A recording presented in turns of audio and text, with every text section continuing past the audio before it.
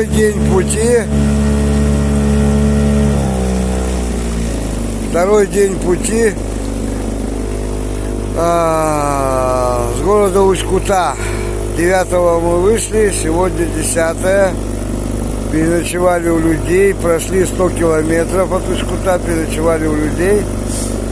И во сколько мы начали? Где-то в 9, да, пускай будет. В 9 часов утра мы вышли. Вон за тем мысом осталась деревня. Ну, не деревня, а 3 дома. А там один дом жилой, там у них хозяйство, коровы, все. И вот они гостей встречают хорошо. С собой покушать дали. Сало, поели ленок, рыбу соленую, обалденная рыба. Все отлично.